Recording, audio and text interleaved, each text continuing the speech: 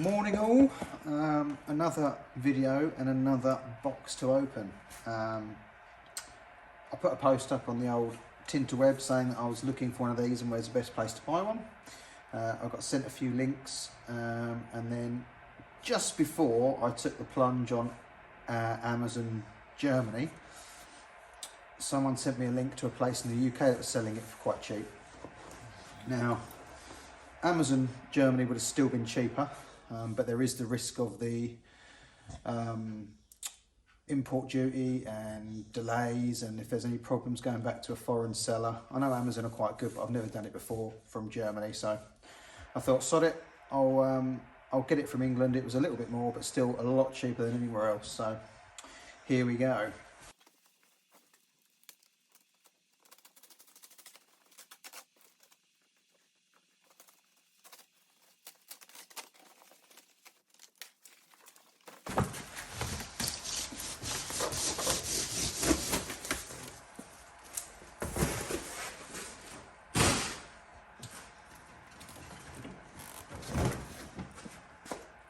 There we go, the Tamiya Volvo FH16 tow truck. Yeah, now my first kit that I did was the Scania. I did that to the letter, to the book, other than ball bearings. This time I'm going to change it, hopefully. Now I want to oh look, there's the old price there, look, 999999.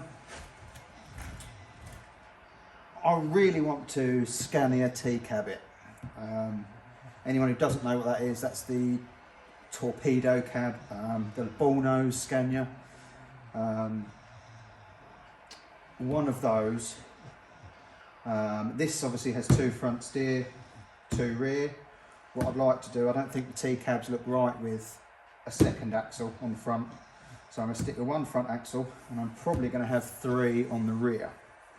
I wanted to have them as drive axles, but I'm told it's probably not wise because unless they're locking diffs, if there's a slight obstacle, a slight bit of raised ground it's on, it will just spin up. So I'm in talks with a company at the minute called I think KK Trucks. I'll have to double check about what to do. They're being very helpful by email so far, but I'm going to need to extend the chassis rails. I'm going to need to change the steering position, change obviously the rear axles, depending what I do with them.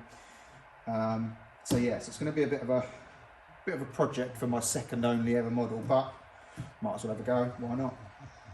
So bits I want to get are longer chassis rails, which I'll need. I think I need to double check, but I think it's 8 centimeters longer for a T-cab, because obviously the bonnet goes over the wheel and then the cab comes up behind. So I need to move this bit forward. As for the rear axle,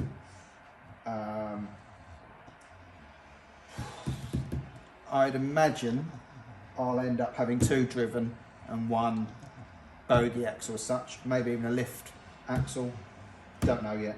It's all new to me, but if you don't do it, you never learn. So I'm also going to get a motor and single speed gearbox conversion from Steg Supplies. Nick's going to sort us out one of those. Not for free, I hasten to add, obviously I'll be buying it.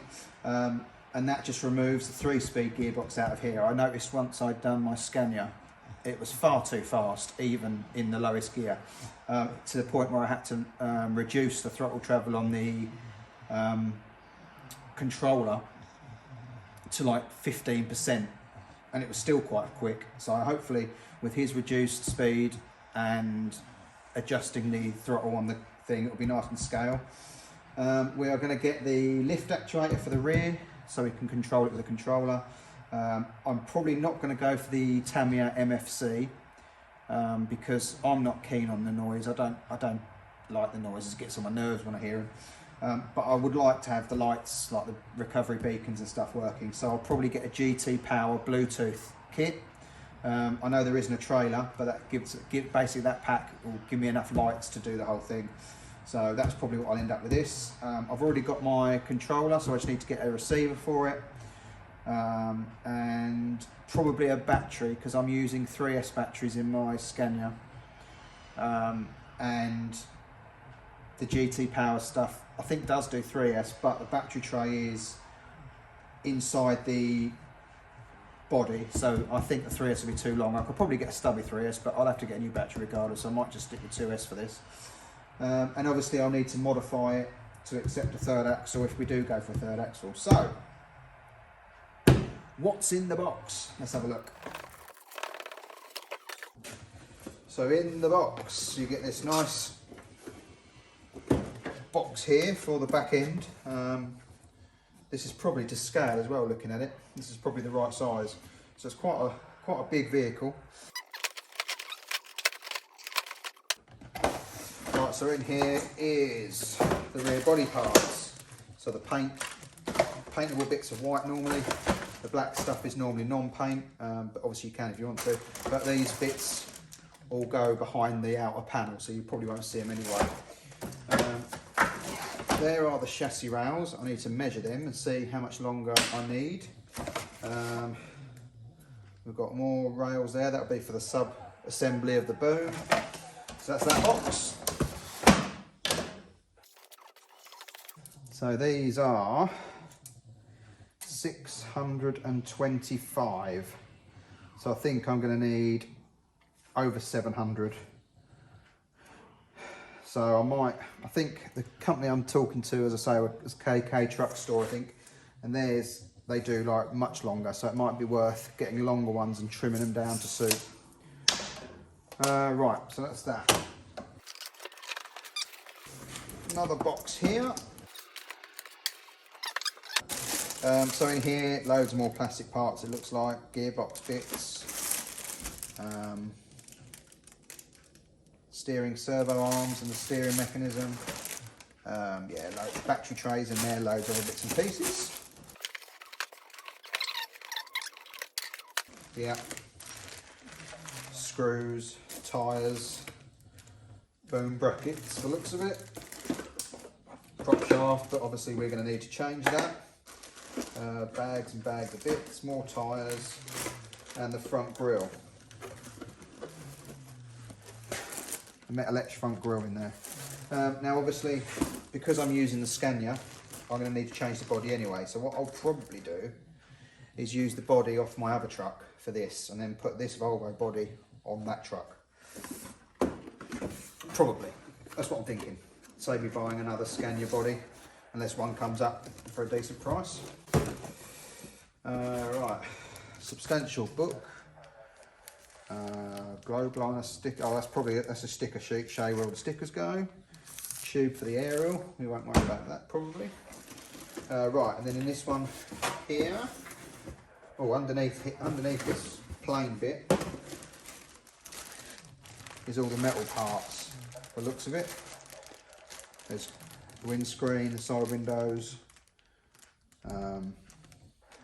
tread plates. Various other black parts that go underneath. I'll put that back in there. In the middle here is the body. More body, more body, more bits.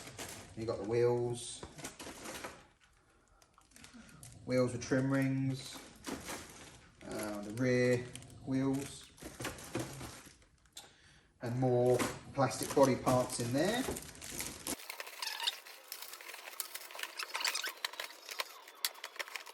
Boom bits, more body panels, lenses, tread plates, another part of the boom, see all the rest of it. So,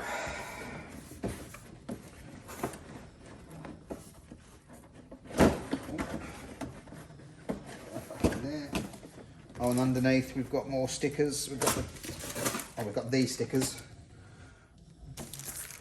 and we've got the tread plate, the anti-slip stuff that goes on the body.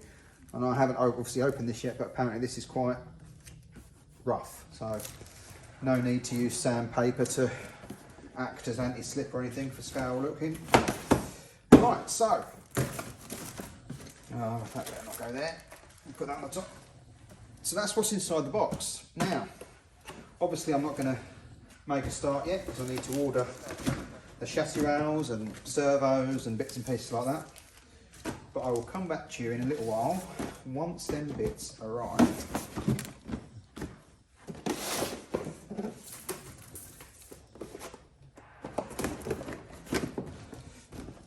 There we go. And so yeah, as you saw on the side of the box, it was not. It was $999.99. Shout out to SMC Sussex Model Centre. I got it for $829. So quite a saving. German eBay was $770, I think. So you know, 50 quid difference, but who knows? They do say the import duties are charged at time of purchase, and if it's cheaper you get a refund, so it might have even been less, but I didn't want it to go the other way, the way the world is at the minute, and being charged more. So after selling the my Land Rover, I thought I'd treat myself. So yeah, I will come back when I start building it.